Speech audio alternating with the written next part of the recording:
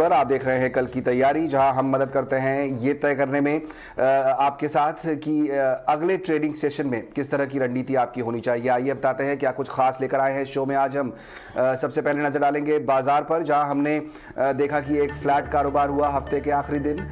तो अब आगे अगले हफ्ते क्या होनी चाहिए आपकी स्ट्रैटेजी, उसके अलावा फोकस रहेगा HCL टेक के नतीजों पर, जहां पर शानदार नंबर्स कंपनी ने पेश किए हैं। समझेंगे हमारे एक्सपर्ट से कि क्या मतलब है इन आंकड़ों का और आगे क्या करना चाहिए। इसके अलावा सोमवार के लिए ट्रेडिंग आइडियाज भी लेकर आएंगे आपके साथ आपके लिए।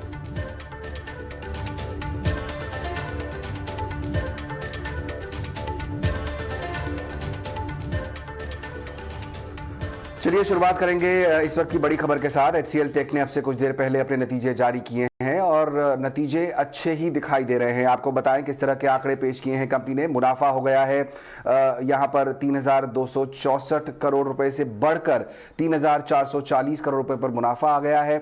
हमारा अनुमान था 3,375 रुपए के आसपास तक का। आय अगर बात करें तो वहां पर हमने देखा है कि ये 20,999 करीब करीब 21,000 करोड़ से बढ़कर अब 22,300 करोड़ के ऊपर चली गई है। कंपनी ने जो है 10 रुपए प्रति शेयर के डिविडेंड का भी ऐलान किया है। तो एक तरह से अच्छे आंकड़े कहे जा सकते हैं। एनालिसिस कर लेते हैं इन आंकड़ों का, समझते हैं कि कौन कौन से वो फैक्टर्स रहे जिन्होंने अच्छी ग्रोथ में मदद की। हमारे साथ शेयर खान के आशीष दास जुड़ गए। आशीष, बहुत बहुत स्वागत ET नाउ स्वदेश पर आपका। आपने देखा होगा HCL टेक के तीसरी तिमाही के नतीजे देखे होंगे, प्राइमा फेसी अच्छे दिखाई देते हैं। आपके हिसाब से कौन से की ट्रिगर पॉइंट्स रहे जिन्होंने सपोर्ट किया पिछले क्वार्टर में कंपनी को? Hi, thanks for having me. Yes, company ने अच्छा रिजल्ट दिया है on revenue front. It has revenue beat किया हुआ है। दो हमारा CC ग्रोथ एक्सपेक्टेशन अराउंड 4.6% था एंड कंपनी ने बहुत अच्छा दिया है। And on margin front company का 19% EBIT मार्जिन आया है, जहाँ पे हम वो लोअर देन आवर एक्सपेक्टेशंस हैं। मेन रीजन ये हो सकता है कि उन्होंने वेज हाइक दिया है, that would be higher than what we are expecting. And overall but company का परफॉर्मेंस बहुत अच्छा रहा है एंड उसका एट्रिशन भी देखोगे तो इट्स इंच ऑफ बड़ा है बट स्टिल बेटर है compare to if you look at Wipro and Infosys. And so overall हमें इसके परफॉर्मेंस बेटर है कंपनी का परफॉर्मेंस। बिल्कुल आशीष, जो बात आपने कही वहीं से मेरा अगला सवाल भी जुड़ा है। बाकी जो कंपनियां हैं, पीयर्स हैं, उनके मुकाबले एट्रिशन कम दिखाई देता है, 20% के नीचे हमने देखा। इन्फोसिस हुआ, TCS हुआ, इनके जो एट्रिशन रेट थे वो 21% के आसपास तक पहुंच गए थे। इस फ्रंट पर कैसे आप कंपनी को अब रेट करेंगे? आपको लगता है कि जो हायरिंग ट्रेंड है वो बेहतर होगा कंपनी के लिए आने वाले समय में? कंपनी इफ आप देखोगे इसका हायरिंग स्ट्रांग है, दो company was not delivering good numbers last few quarters because of वो प्रोडक्ट बिजनेस का इम्पैक्ट आ रहा था, बट इसका हायरिंग कंपेयर टू उसका जो बेस है उससे अच्छा है। Like hiring growth was higher when the revenue growth आप देखोगे उतना नहीं था। So it means the company देख रही है कि स्ट्रांग डिमांड है आगे। एंड सेकेंड उनको जो पिरामिड रेशनलाइजेशन होता है कि वो कर पाएंगे, that would help on the margin side also. And also company ने अभी जस्ट प्रेस रिलीज में ही बोल रहे थे कि they have similar kind of fresher hiring could happen in FY23। So strong hiring है, उन्होंने already they are just talking about.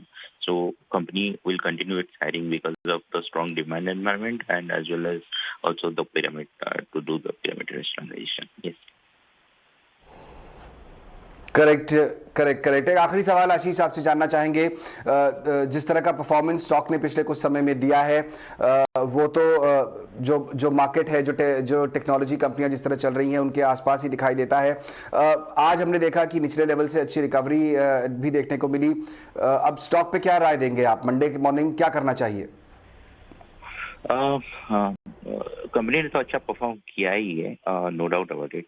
And the thing is, company इस एक्सपेक्टेशन के वजह से, सबको एक्सपेक्टेशन था कि Q3 would be strong bounce back, and वो हुआ है, तो इसलिए स्टॉक प्राइस भी चला है लास्ट 2 मंथ्स में, right. And but in FY22 का जो परफॉर्मेंस रहेगा, it would lag compare to the large peers, but what our expectations and users expectation is FY23 में कंपनी का स्ट्रॉन्ग कमबैक आएगा, and that would grow, could be peer matching comparison से type का growth आ सकता है। So that's why, and company का valuation देखोगे, below, the multiples are below than the large peers. So what will happen कि यहाँ पे this is our one of the preferred picks. So हमें लगता है कि आगे जब परफॉर्मेंस इंप्रूव रहेगा एंड FY23 का नंबर्स विजिबिलिटी है एंड स्ट्रॉन्ग डिमांड है, तो स्टॉक चलना चाहिए in the medium term. Okay, तो स्टॉक चलना चाहिए, यहाँ पर उम्मीद की जानी चाहिए। बहुत बहुत शुक्रिया आशीष, समय निकालकर हमसे बात करने के लिए ET Now स्वदेश पर। तो आशीष दास को लग रहा है कि यहाँ पर परफॉर्मेंस तो अच्छा है ही, नंबर्स अच्छे दिए हैं कंपनी ने। सोमवार के दिन हो सकता है कि ये स्टॉक चले भी। हमारे साथ आगे हमारे फंडामेंटल और टेक्निकल एनालिस्ट भी होंगे, उनसे भी हम समझेंगे कि सोमवार के दिन इस स्टॉक में क्या किया जाना चाहिए। लेकिन आगे बढ़ते हैं और बात करते हैं कि आज शेयर बाजार ने परफॉर्मेंस कैसा दिया। हमने देखा कि जो 5 दिन की तेजी थी उस पर एक ब्रेक लगता हुआ दिखाई दिया आज, और बिल्कुल फ्लैट बाजार बंद हुए एक नेगेटिव बायस के साथ। हमने देखा कि सेंसेक्स जो है वो 61,223 पर जाकर बंद हुआ, जबकि निफ्टी जो है वो उसने 18,200 के लेवल को अभी भी होल्ड किए हुए है। कौन कौन से वो सेक्टर्स और स्टॉक थे जहां पर सबसे ज्यादा एक्शन दिखाई दिया आज के कारोबार में और पूरे हफ्ते में? हमारे साथ सौमीत सरकार जुड़ रहे हैं हमारे सहयोगी बताने के लिए। सौमीत, बताइए। आज के परफॉर्मेंस की अगर बात करें तो निफ्टी की क्लोजिंग लगभग फ्लैट ही हुई थी। 4 दिन के लगातार गेंस के बाद आज थोड़ी सी करेक्शन हमें देखने को मिली। मेजर सेक्टरल गेनर्स की बात करें तो Nifty realty index top gainer थे 1.2% के गेंस के साथ, और सेक्टर में टॉप गेनर्स थे शोभा और ओबरॉय। निफ्टी आईटी इंडेक्स में भी गेंस देखने को मिली TCS और इन्फोसिस के दम पे, और निफ्टी PSE इंडेक्स भी ऊपर था। टॉप गेनर्स थे इस इंडेक्स में भारत इलेक्ट्रॉनिक्स और IRCTC। अब इस पूरे हफ्ते की अगर हम बात करें तो 3 बड़े इवेंट जो पूरे हफ्ते में थे, वो तो पहली तो IT कंपनीज के रिजल्ट्स आए थे। TCS, इन्फोसिस, विप्रो तीनों ने अपने नंबर्स निकाले। TCS के नंबर्स मिक्स बैग थे, इन्फोसिस के अबव एस्टिमेट्स थे और विप्रो के नंबर्स बिलो एस्टिमेट्स थे। टेलीकॉम में एक बड़ी खबर आई थी, वो थी वोडाफोन आइडिया और टाटा टेली सर्विसेज ने गवर्नमेंट को इंटरेस्ट अमाउंट के बदले शेयर्स देने का डिसीजन लिया, और उसके बदले और उसके अलावा अगर आप देखेंगे तो इन्फ्लेशन की भी न्यूज़ आई थी जो 5 मंथ हाई पे थी, करीब 5.6% के आसपास। और अगर निफ्टी 50 की परफॉर्मेंस की बात करें इस हफ्ते में तो करीब 2.4% की गेंस देखने को मिली, और निफ्टी कंटिन्यूसली 4 हफ्तों से गेन किए जा रहा है। Nifty bank, Nifty mid cap और निफ्टी स्मॉल कैप इंडेक्स में भी अगर हम देखेंगे तो पिछले 3 हफ्ते से कंटिन्यूस गेंस देखने को मिल रहे हैं ये तीनों इंडेसेस में। अब निफ्टी के टॉप गेनर्स की अगर हम बात करें तो L&T में अच्छे खासे गेंस देखने को मिले, करीब 7% के। कंपनी में काफ़ी ऑर्डर इनफ्लोज आ रहे हैं और इस दम पे ये गेंस देखने को मिले। M&M ने अपना हाईएस्ट गेन रिकॉर्ड किया पिछले 3 महीनों में, और इन्फोसिस में भी अच्छे रिजल्ट्स के दम पे गेंस देखने को मिले। अगर लूजर्स साइड में हम देखें तो विप्रो 10% डाउन था क्योंकि जो थर्ड क्वार्टर के नंबर्स थे वो काफ़ी वीक थे। एशियन पेंट्स में 6% की करेक्शन देखने को मिली, और इसका पॉसिबल रीज़न ये है कि क्रूड प्राइस बढ़ रहे हैं, उसकी वजह से कंपनी के मार्जिन पे एक इम्पैक्ट आ सकता है। नेस्ले में भी थोड़ी वीकनेस देखने को मिली, करीब 2.5% डाउन था ये स्टॉक। और अगर वीकली सेक्टोरल इंडेसेस की हम बात करें तो Nifty energy index top gainer था 5.4% के गेंस के साथ। इस इंडेक्स में टॉप गेनर थे अडानी ग्रीन और अडानी ट्रांसमिशन, सारे स्टॉक्स ने गेन किया इस सेक्टर के। निफ्टी रियल्टी इंडेक्स भी काफ़ी फ्लेवर में थे 4.8% के गेन के साथ। सिर्फ ये इंडेक्स में सिर्फ एक ही स्टॉक जिसका फ्लैट क्लोजिंग हुआ था वो था Macrotech developers. Nifty PSU index में भी, PSU बैंक इंडेक्स में भी काफ़ी ट्रैक्शन देखने को ये मिली ये वीक। और अगर हम देखेंगे तो दिसंबर महीने में काफ़ी वीकनेस थी PSU बैंक इंडेक्स में, बट जनवरी महीने में काफ़ी स्ट्रॉन्ग ट्रैक्शन दिख रही है ये बैंक इंडेक्स की तरफ। और अगर लूजर्स के साइड में देखेंगे तो सिर्फ एक ही इंडेक्स था जो डिक्लाइन में था, वो था निफ्टी FMCG इंडेक्स। थोड़ी सी डिक्लाइन थी, 0.1% की डिक्लाइन। दिसंबर महीने में काफ़ी वीकनेस थी PSU बैंक इंडेक्स में, बट जनवरी महीने में काफ़ी स्ट्रॉन्ग ट्रैक्शन दिख रही है ये बैंक इंडेक्स की तरफ। और अगर लूजर्स के साइड में देखेंगे तो सिर्फ एक ही इंडेक्स था जो डिक्लाइन में था, वो था निफ्टी FMCG इंडेक्स। थोड़ी सी डिक्लाइन थी, 0.1% की डिक्लाइन। और उसके अलावा अलावा और दो इंडेक्स थे जो जिन्होंने 1% से नीचे के गेन्स दिए इस वीक में, वो थे निफ्टी एमएनसी इंडेक्स और निफ्टी फार्मा इंडेक्स इस हफ्ते में। शुक्रिया सौमीत उस पूरी जानकारी के लिए। हमारे साथ हमारे दोनों मेहमान जुड़ गए हैं, आस्था जैन और नीरव छेड़ा। बहुत बहुत स्वागत आप दोनों का। नीरव, आपसे शुरुआत करेंगे। 2 दिन से लगातार मैं मेहमानों से पूछता आ रहा हूं इस समय शाम को जब हम ये शो करते हैं कि 18,200 का लेवल कितना अहम है। हम ये देख रहे हैं कि बाजार उस लेवल को तोड़ नहीं रहा है, बहुत ज्यादा अगर हम तेजी नहीं देख रहे हैं तो वो लेवल अभी भी होल्ड किए हुए है। कई एक्सपर्ट्स ने ये कहा था कि 18,400 के ऊपर एक्सपायरी इस बार हो सकती है, जो कि हुई नहीं। लेकिन अब मैं जानना चाहता हूं कि ये जो हफ्ते की क्लोजिंग हुई है 18,200 के ऊपर, क्या आपको लगता है कि ये अभी भी अगले हफ्ते मेंटेन रहेगा लेवल? देखिए, पहली बात तो जो डेटा है अभी भी पॉजिटिव रहा है। जब भी कोई सेलिंग आती है तो ओपन इंटरेस्ट जो है अगर हैवी होता है तो एक फॉलो अप सेलिंग आता है, जो हमने 2 महीने पहले इनफैक्ट दिसंबर में देखा था। अभी के टाइम में इतना ओपन इंटरेस्ट बिल्टअप नहीं हुआ है, स्पेशली निफ्टी और बैंक निफ्टी में। तो आई डोंट सी कि यहाँ से फॉलो अप सेलिंग आएगी। हाँ, थोड़ी सी सेलिंग आ सकती है, बट फॉलो अप सेलिंग जो है वो शायद ना आए। डेफिनेटली जो पैटर्न है पॉजिटिव है, एक higher top higher bottom formation लेके निफ्टी चल रहा है। तो ऐसा लग रहा है कि जो निफ्टी का पहले का टॉप है 18,600 का, वो ज़रूर एक बार रीटेस्ट होगा। तो पॉसिबल है कि नेक्स्ट वीक में हम वो रीटेस्ट करने जाएं। और काफ़ी सारे इवेंट्स अभी लाइंड अप है, major being the budget and the UP elections. तो काफ़ी विक्स जो है अपना वो काफ़ी ऊपर है। तो 16-17 वाला विक्स 18 और 17 के बीच में अभी चल रहा है। And very likely as the budget comes in, VIX और ऊपर जाएगा। तो जब भी विक्स थोड़ा ऊपर जाता है, हमें दोनों साइड की मूवमेंट मिलती है।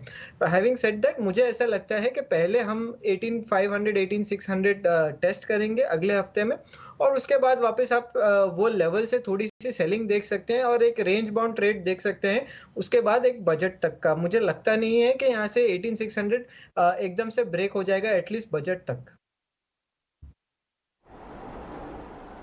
ओके, तो इतनी जल्दी नहीं करनी चाहिए, जैसा कि नीरव कह रहे हैं। थोड़ा सा वेट कीजिए, बजट तक का समय निकलने दीजिए, बहुत ज़्यादा समय बजट में रहा भी नहीं है।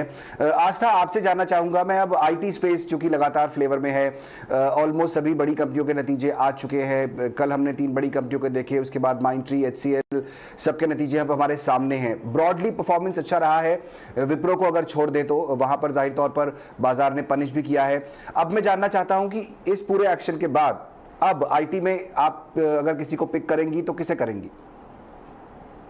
Good evening Sumitra. देखिए, इन्फोसिस मेरी पिक रहेगा आईटी में। और ये जो कॉल है मैं आपके चैनल पे पहले भी दे चुकी थी, इनफैक्ट रिजल्ट्स आने से पहले मैं काफी ज्यादा पॉजिटिव थी इस काउंटर पे। और एक बात जो मुझे इन्फोसिस की बहुत ज्यादा पसंद आ रही थी कि उन्होंने समय से पहले ही क्लाउड जो प्लेटफॉर्म है उसमें कितनी ज्यादा यहाँ पे डिमांड रहेगी उसका आंकलन किया था। और उन्होंने खुद का एक पूरा यहाँ पे एक क्लाउड इनका खुद का प्लेटफॉर्म है कोबाल्ट करके, वो इन्होंने यहाँ पे खोला था। और उसकी वजह से मैं यहाँ देख रही हूँ कि डील्स विन भी काफी स्ट्रांग हो रहे हैं, मार्जिन्स भी काफी अच्छे हैं। तो इन्फोसिस बिल्कुल यहाँ पे टॉप चॉइस रहेगा। और मेरे को लगता है कि ये लॉन्ग टर्म पोर्टफोलियो में रखने जैसा स्टॉक है, क्योंकि ये जो तेजी है ये मुझे लगता है कि आगे भी जारी रहेगी। लेकिन हो सकता है कि रिजल्ट्स आए हैं, थोड़ा सा कंसोलिडेट करें तो घबराने की जरूरत लगती नहीं। मेरे हिसाब से लॉन्ग टर्म में यहाँ पे 2300 से 2500 के लेवल्स हमें इन्फोसिस में देखने को मिलेंगे। दूसरी तरफ आज HCL टेक के भी हमने नतीजे देखे, मेरे हिसाब से नतीजे उम्मीदों से बेहतर थे, क्योंकि इनका जो प्रोडक्ट और प्लेटफॉर्म बिजनेस है उसने अच्छा परफॉर्म किया है। वैल्यूएशन वाइज भी रीजनेबली वैल्यूड है। और क्योंकि उम्मीद से बेहतर नतीजे थे, तो यहाँ पे भी एक ट्रैक्शन हमें देखने को मिलेगा। कोई भी डिप आता है HCL टेक में तो वो भी खरीदारी के मौके पेश करेगा, क्योंकि वहां पे भी मेरे जो टारगेट्स है लॉन्ग टर्म के वो 1500 के हैं। ओके, एचसीएल टेक में 1500 तक के टारगेट है लॉन्ग टर्म के और 2100 से 2300 तक के टारगेट इन्फोसिस में है। तो ये तो हम देख रहे हैं कि कंसेंसस बनता जा रहा है। आईटी स्पेस में ज्यादातर जो एक्सपर्ट्स हैं वो इन्फोसिस पर ही बेट कर रहे हैं। आस्था ने भी यहाँ उसी को पसंद किया है। चलिए, नतीजों की बात हम लगातार कर रहे हैं, तो आगे फोकस करते हैं कि अब आने वाले नतीजे कौन से हैं। कल आने वाले हैं एचडीएफसी बैंक के नतीजे। क्या उम्मीद करनी चाहिए? एक बड़ा बैंक, प्राइवेट बैंक, जहां पर अब बैंकिंग स्पेस के नतीजे सामने आएंगे। हमारे साथ शरद दुबे जुड़ रहे हैं। शरद, काफी ज्यादा फोकस में बैंकिंग स्पेस पिछले कई समय से रहा है और अब कई एनालिस्ट ये बताते हैं कि अगला ट्रिगर जो है वो नतीजे ही होंगे। तो अब एचडीएफसी के बैंक के नतीजों से क्या उम्मीद करनी चाहिए? जी, एचडीएफसी बैंक फोकस में रहेगा और तीसरी तिमाही के जो नतीजे हैं वो आने वाले हैं सैटरडे को। अगर एक्सपेक्टेशंस देखा जाए तो नेट इंटरेस्ट इनकम में ऑलमोस्ट 12.7% का उछाल का अनुमान है। प्रोविजंस में भी बढ़ोतरी का एक्सपेक्टेशन है लगभग 10.6% का, और जो पैट है वो लगभग 16.5% का अपटिक का अनुमान है। अगर फैक्टर्स टू वॉच देखें तो यहाँ पे नेट इंटरेस्ट मार्जिन्स जो है वो रिलेटिवली स्टेबल रहने वाले हैं, एसेट क्वालिटी ठीक रहने वाली है, जहाँ पे तिमाही दर तिमाही 4.1% का एक्सपेक्टेशंस है। अगर ग्रॉस एनपीएस के बारे में बात करें तो थोड़ी मार्जिनली लोअर रह सकती है तिमाही दर तिमाही के बेसिस पे, ऑलमोस्ट 1.3% पे, और जो नेट पे एनपीए है वो स्टेबल रहने का अनुमान है जो 0.4% है। अगर देखा जाए तीसरी तिमाही का जो अपडेट के हिसाब से तो यहाँ पे एक अच्छी स्ट्रॉन्ग पिकअप देखने मिली थी ऑलरेडी आपके कमर्शियल और रूरल बैंकिंग एरियाज़ में, और ये सपोर्ट आया था रिटेल अकाउंट से। इसके अलावा एक strong pickup credit card demand में भी देखा जा सकता है, और इसकी जो कमेंट्री होगी बैंक की वो बहुत इंपॉर्टेंट होगी ट्रैक करने के लिए। अगर हम तीसरी तिमाही की अपडेट के बारे में बात करें एचडीएफसी बैंक के, तो हम देख सकते हैं कि यहाँ पे एडवांसेस में बहुत अच्छी ग्रोथ देखने मिली थी, ऑलमोस्ट 16.4% का। अब यहाँ पे रिटेल लोन्स ले लीजिए, कमर्शियल बैंक लोन ले लीजिए, यहाँ पे भी 13.5 से लेके ऑलमोस्ट 30% तक का ग्रोथ देखने मिला था। और कॉर्पोरेट और होलसेल लोन्स हालांकि सिर्फ 7.5% भागे थे। डिपॉजिट्स में भी ऑलमोस्ट 14% का ग्रोथ देखने मिला, और जो रिटेल सेगमेंट है वहाँ पे भी बाजी मार गई, लगभग 17% का ग्रोथ देखने मिला। अगर कासा रेशियोज़ के बारे में बात करें तो तीसरी तिमाही में ऑलमोस्ट 24.6% का कासा रेशियो का अपटिक देखने मिला था, और 4% का तो आपका ईयर ऑन ईयर बेसिस पे भी इंप्रूवमेंट देखने मिला था कासा में। और ओवरऑल देखा जाए तो बैंक्स ने जो परचेज की थी लगभग 7,470 करोड़ एचडीएफसी से। शुक्रिया शरद। तो फोकस रहेगा एचडीएफसी के नतीजों पर, एचडीएफसी बैंक के माफ कीजिए, और देखते हैं कि किस तरह के नंबर्स ये पेश करता है। आपके लिए एक एक्सक्लूसिव खबर लेकर आते हैं। वोडाफोन आइडिया लगातार फोकस में पिछले कुछ समय से रहा है, और अब खबरें ये आ रही हैं कि जब कंपनी ने अपने जो एजीआर की का जो ब्याज है उसको इक्विटी के तौर पर सरकार को देने का फैसला किया है, उसके बाद वो वापस बैंकों के पास गए हैं कुछ नया लोन लेने के लिए। हमारे साथ अंकुर मिश्रा जुड़ रहे हैं ये एक्सक्लूसिव खबर लेकर। अंकुर, काफी दिलचस्प दिखाई देती है खबर, बताइए क्या डिटेल्स हैं आपके पास?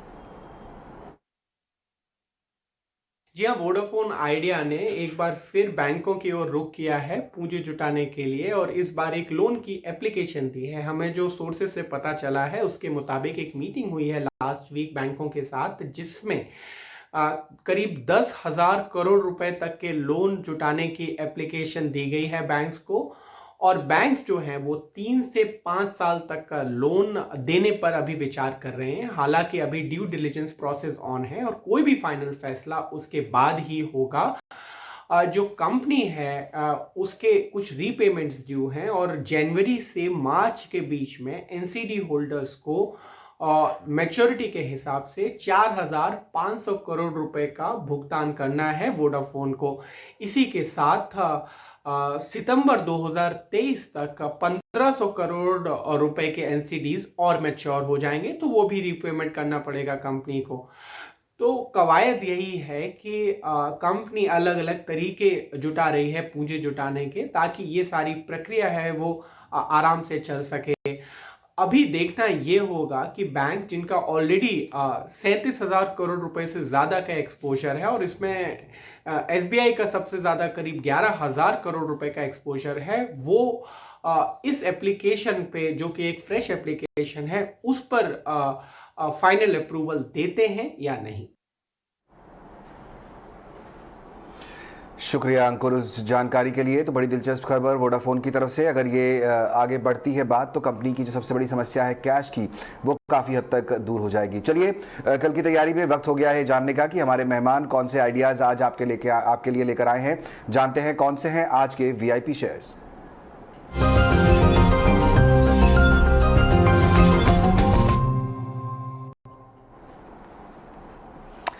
नीरव, आपसे शुरुआत करना चाहेंगे। बताइए अगले हफ्ते के लिए कौन से ट्रेडिंग आइडियाज आप शेयर करना चाहते हैं आज हमारे दर्शकों के साथ।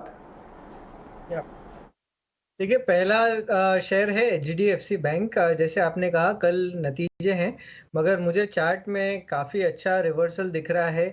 ये एक बैंक है जो लगातार एक रेंज में रहा है इन बिटवीन 1650 एंड अबाउट 1450। अब जाके ऐसा लग रहा है कि ओपन इंटरेस्ट प्रोफाइल पॉजिटिव हुआ है, एक पॉजिटिव डाइवर्जेंस है, तो यहाँ से डेफिनेटली स्टॉक थोड़ा सा ऊपर जा सकता है। एटलीस्ट 1650 1700 के पास तो ज़रूर जा सकता है, तो यहाँ से बाइंग करने की राय रहेगी।